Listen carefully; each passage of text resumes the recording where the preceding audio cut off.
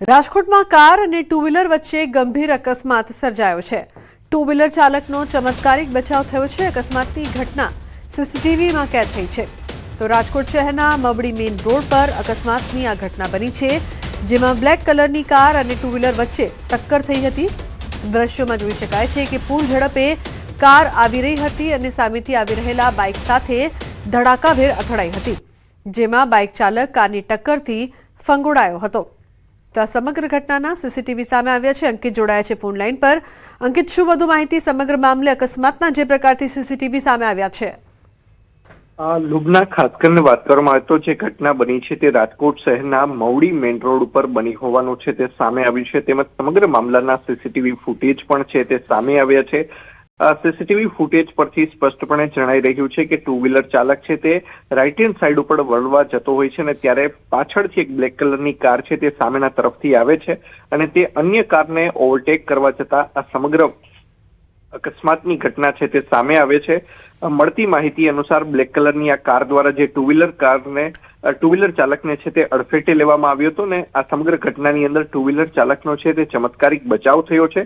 જોકે અકસ્માત સર્જ્યા બાદ કાર ચાલક છે તે ઘટના સ્થળ ઉપરથી ફરાર થઈ ગયો હોવાનું છે તે સામે આવ્યું છે।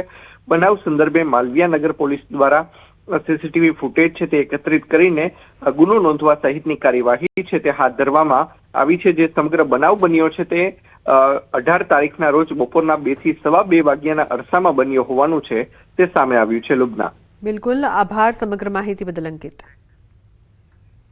તો તરફ વલસાડ જિલ્લાના પાડી નજીક વિદ્યાર્થીઓ ભરેલી એક બસને અકસ્માત નડ્યો હતો। દેવગઢ બારિયાની રત્નદીપ ઇન્ટરનેશનલ સ્કૂલના વિદ્યાર્થીઓ પ્રવાસ માટે દમણ આવ્યા હતા। અમદાવાદ મુંબઈ નેશનલ હાઈવે પર પાડી નજીક પહોંચતા જ આગળ ચાલી રહેલા એક ડમ્પર ચાલકે અચાનક જ બ્રેક મારતા વિદ્યાર્થીઓ ભરેલી બસ સાથે અન્ય 5 વાહનો પણ એક પછી એક આગળ પાછળ અથડાયા હતા।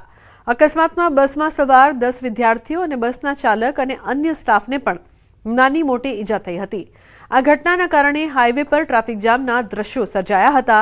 બનાવની જાણ થતાં જ પારડી પોલીસ અને નેશનલ હાઈવે ઓથોરિટીની ટીમ તાત્કાલિક ઘટના સ્થળે પહોંચી હતી અને ઇજાગ્રસ્તોને સારવાર માટે હોસ્પિટલ ખસેડાયા હતા। આ તરફ ભરૂચના અંકલેશ્વર નજીક અકસ્માતની ઘટના બની છે। નેશનલ હાઈવે 48 પર ખરોડ ચોકડી નજીક ટ્રક કાર પર પલટી જતા અફરાતફરી મચી ગઈ। અકસ્માતમાં કારનો કચરઘાણ નીકળી ગયો, જો કે કારમાં સવાર દંપતીનો આ બાદ બચાવ થયો છે। મહિલા હેમખેમ બહાર નીકળી પણ કાર ચાલક વૃદ્ધ કાટમાળમાં ફસાયા। ક્રેનની મદદથી 1.5 કલાકની જહેમત બાદ કાર ચાલકને હેમખેમ બહાર કાઢવામાં આવ્યા હતા।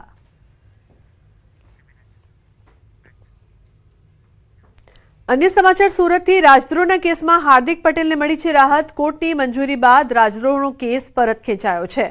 અલ્પેશ કતેરિયા, વિપુલ દેસાઈને પણ રાહત મળી છે। ચિરાગ દેસાઈ સહિતના સામે નોંધાયો હતો ગુનો। અમરોલી પોલીસ સ્ટેશનમાં નોંધાયો હતો ગુનો। પાટીદાર અનામત આંદોલન સાથે સંકળાયેલા જે તે ગુનાઓ સહિત હાલનો જે અમરોલી પોલીસ સ્ટેશનમાં નોંધાયેલ જે કેસ હતો રાજદ્રોહનો તે પણ પરત ખેંચવાનો નિર્દેશ કરેલ હતો। હાર્દિકભાઈ, ચિરાગભાઈ દેસાઈ અને વિપુલ દેસાઈ 4 આરોપી હતા, જેમાં સરકારશ્રીના જે નિર્ણય હતો કે આ કેસને પરત લેવામાં આવે એ અનુસંધાને નામદાર કોર્ટે આજે હુકમ જાહેર કર્યો છે અને સદર કેસનો વિડ્રો કરેલ છે। સરકાર દ્વારા જે વિડ્રોના લિસ્ટ જે બહાર પાડવામાં હતું એ અનુસંધાને આજે નામદાર કોર્ટે વિડ્રોનો હુકમ કર્યો છે। રાજદ્રોહનો કેસ પરત ખેંચાયો છે। આ તબક્કે સૌ સાથી મિત્રોને પણ ખૂબ ખૂબ અભિનંદન આપું છું। સુરતના ઓપરેશન કારાવાસ હેઠળ કાર્યવાહી કરવામાં આવી છે। વર્ષોથી ફરાર 3 રીઢા આરોપીઓ ઝડપાયા છે। સુરત ક્રાઇમ બ્રાન્ચની મોટી કાર્યવાહી છેલ્લા 24 કલાકમાં જ ઝડપી લીધા રીઢા આરોપી। 2011ના ડુમસ ગેંગરેપનો આજીવન કેદી ઝડપાયો। 14 વર્ષની સગીરાના અપહરણનો આરોપી ઝડપાયો છે। 2018ના કાર ચોરી કેસનો વોન્ટેડ કલીમ કુરેશી ઝડપાયો છે। ટેકનિકલ સર્વેલન્સ અને બાતમીદારોથી મળી છે મોટી સફળતા। ગેંગરેપનો આજીવન કેદી બિહારથી ઝડપાયો છે। સગીરાના અપહરણનો આરોપી સુરતથી ઝડપાયો છે, તો વોન્ટેડ કલીમ કુરેશી અંકલેશ્વરથી ઝડપાયો છે।